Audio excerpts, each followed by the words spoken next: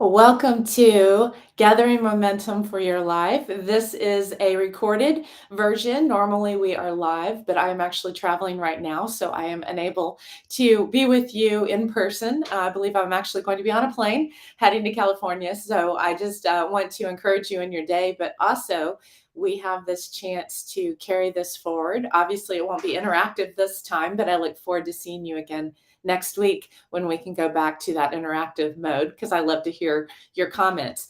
We have been going through just portions of a book called Momentum, the Journey Begins. It's a modern day parable and devotional. And I think that one of the things that is really powerful about this book is that imagery has so many layers of revelation for how we can connect to God's heart, what we can pull out of it. Jesus talked in parables all the time because there was a multi-level revelation that comes out of it, and that's why Scripture is so alive. It's why we can read the same Scripture over and over again, and depending on where we are in our life, we might actually be able to pull a different understanding of God's heart out of it, or when we understand it better in context and how it fits, there's a way to be able to see that plan that God has that's so beautiful and amazing and wonderful.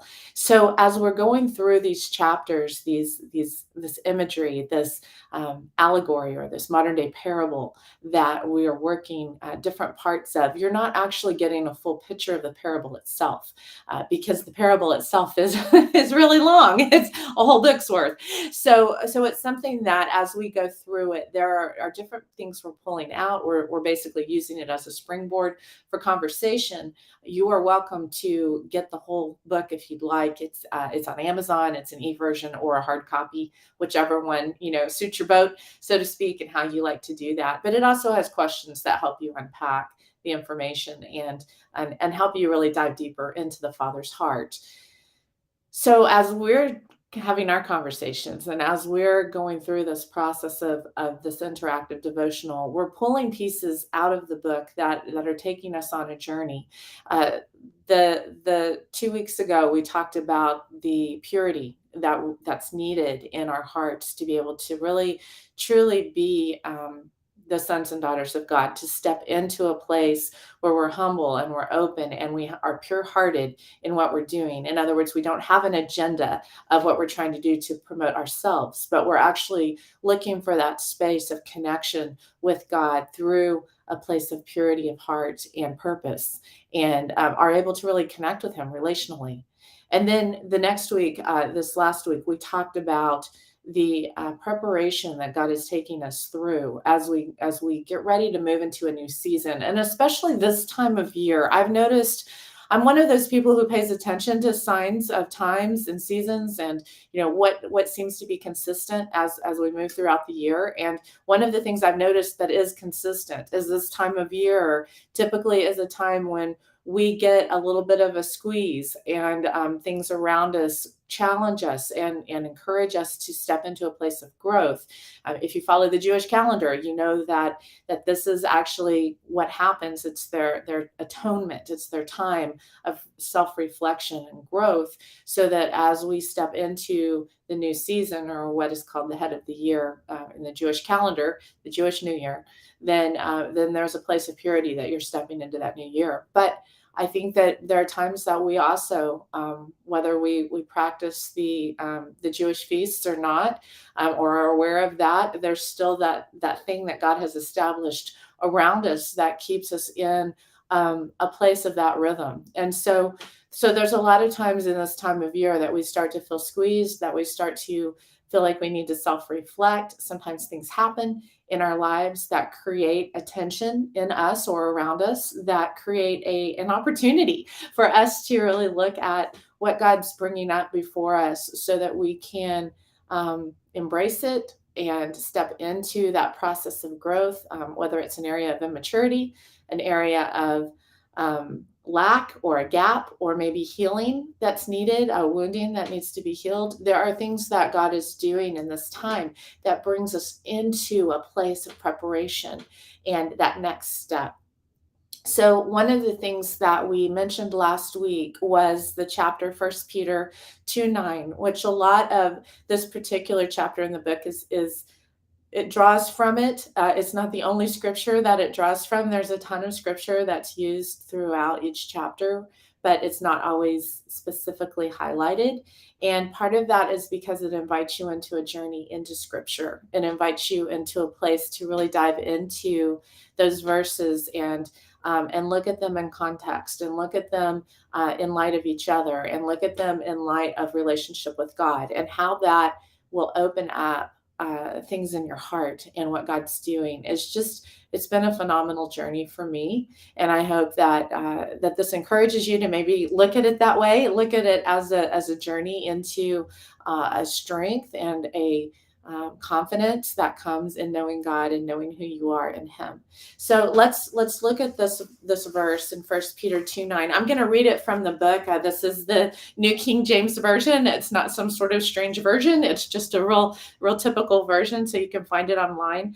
But it says, "But you are a chosen generation, a royal priesthood, a holy nation, His own special people, that you may proclaim the praises of Him who called you out of darkness into His marvelous light, who once were not a people, but now are a people of God, who had not obtained mercy, but now have obtained mercy." We're part of a chosen generation, but sometimes we kind of use it as a rah-rah rallying point. Woohoo, we're part of a chosen generation. Yes, that makes us special. But we're special because God says we are. And it's because He has brought us into the place of reconciliation with Him and restoration back to Him. And He did that on purpose because He wants us in relationship with Him. He created us for a relationship with Him, but He also created us for a relationship with each other. And that's one of the reasons why, for the Warrior Commission, our key verse that everything hinges upon is Luke 10:27 that says, "Love the Lord your God with all your heart, mind, and soul, and your neighbor as yourself." Because as we are in that place of development and growth with God, part of what we're doing is we're learning how to expand our capacity to receive His love. And we talked about that in the impact prayer that I read last week. There was a point where it says, I open my life to you, fill me to capacity, then stretch me and fill me with more of your heart. The whole idea of being able to receive from God's heart, to receive the love of God, is really a vital component to what it is to love others. First of all, when you can't receive love, it's very difficult to give what you don't have. And it's very difficult to share what you don't know how to receive yourself. So learning to receive God's love is a huge step up for you. It's a huge place for you to learn what it is to love well, because you know what it is to be well loved. There's a difference between children who know that they're loved by their parents and children who feel like they have to fight for attention for their parents. If you see how kids act, even as they're young, and as the much loved child just goes up and crawls into their parents' lap and says, "Hey, I'm here. I need attention." And even though they may need to learn, how to be polite with that, they still have no fear, and there's no question that they have full permission to be connected to their parents, to their mom and their dad in that way. A child that struggles for attention will usually act out. It's usually a negative um, action, loud noises, breaking things, things like that still get them attention, but usually get them negative attention because they're competing. Or they might be moved into performance where they're like, "Look what I did this, I'm better than this person," all those kinds of things. That sometimes carries into our adulthood. We know people like that, right? So as we move into this place of being able to be better receivers of God's love, we learn what it is to have a capacity for love. And as we grow in God, He actually expands that capacity within us, because He knows that to be able to pour out His love around us to people who maybe don't always act so lovely, people that don't always have a way of us wanting to be connected to them because they are prickly or they're very performance oriented or they're very insecure or all of those things that can make people challenging. Learning how to love them in a way that truly sees past the insecurities and sees past the facade, but sees into the heart, can only be done through our connection with God's heart, because He reveals the heart, right? He reveals what's in others, and He gives us discernment to be able to recognize that in others. And so, as we are in this place, this beautiful opportunity, this privilege to hold people's hearts precious, we have to also know what it is to receive God's love and understand how He holds our hearts precious. In that, we learn to love ourselves because we see ourselves through His eyes. And when you see yourself through the eyes of the Father, it's a very different understanding of who you are. It's a very different way of recognizing um, the joy and the delight of a father who is excited to spend time with you, who wants to delight in your journey, who wants to be with you in your journey and be a part of your story as you go through life. And so I really just want to encourage you in this time to consider what it is to truly be in that royal priesthood and be a part of that chosen people. It's not a right; it's a privilege, and it's not a automatic in the sense that we don't have this. What's the word? We don't have this. Right to be able to just say, yeah, I get it. Entitlement. That's the word I'm looking for.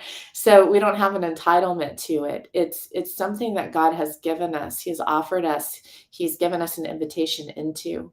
And in that invitation, we get the opportunity to step into something that's really amazing and powerful and does have privilege with it, but doesn't make us entitled in the process. So there's favor in it. There's treasures, there's provision, there's promises that God has promised to fulfill.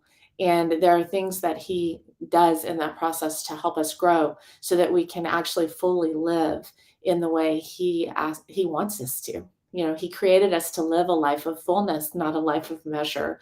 So He continues to help us grow and develop in that process. So I really just want to encourage you. I hope that as you're listening to this and some of these other interactive devotionals that we typically have, obviously not today, but that we typically have, I just really want to open up a place of blessing and honor and humility, but also a place of delight and wonder and joy for all God has for us in this time.